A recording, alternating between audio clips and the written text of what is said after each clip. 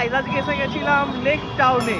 তো 24 তারিখ ক্রিসমাসের মরশুম চলে এসছে, তো তোমাদেরকে দেখাতে আজকে দিয়ে স্টার্ট হচ্ছে সুজিতদার প্রোগ্রাম। তো দেখা যাক, এই যে এনারাও আছে আমার সাথে।